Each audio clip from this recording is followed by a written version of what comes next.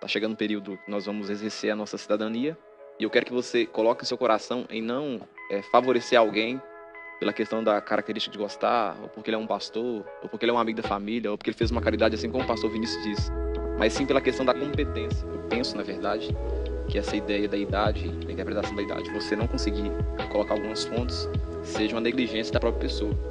Eu vejo em Provérbios, capítulo 29, versículo 2, dizendo o seguinte: quando se multiplica os justos, ou seja, quando há uma multiplicação de pessoas que praticam a justiça, o povo, em geral, a sociedade, ela se alegra. O versículo 2 continua dizendo o seguinte: quando, porém, domina o perverso, quem pratica maldades, esse povo, ele suspira, ele passa aperto.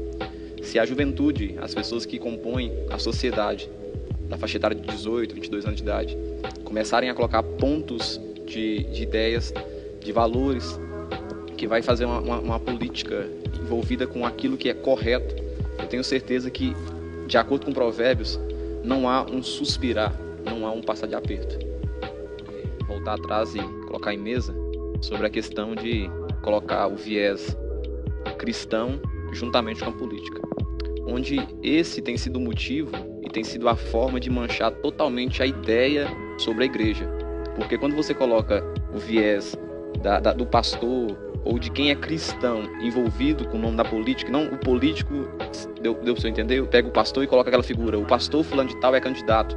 Aí quando esse pastor, ele traz uma ideia que não é tão bem vista diante da sociedade, ele acaba trazendo uma mancha para a igreja, né? Uma má interpretação para a igreja. Então, é interessante, peguei um pouco atrás aqui para a gente poder voltar, mas é interessante a gente sempre salientar que não é o pastor, e sim o fulano de tal que está. Porque quando você envolve o nome da figura pastor, ou o nome da figura sacerdotal, você acaba também envolvendo a igreja. E é justamente isso que tem sido o motivo da igreja, né, do cristianismo ter sido manchado dentro da política. E também tem sido motivo de ser de forma receiosa essa resistência. Por que as pessoas não querem envolver com política? Porque geralmente tem essa imagem, fulano de tal teve uma participação e não foi bem e acabou queimando. Eu não vou envolver porque daqui a pouco eu vou queimar também. Já tem uma rejeição, uma pré-rejeição, um pré-julgamento. Então, esse também é um motivo a qual muitas pessoas acabam errando em envolver esse nome de eclesiásticos, né, pastor, ou qualquer nome que envolve a igreja na política.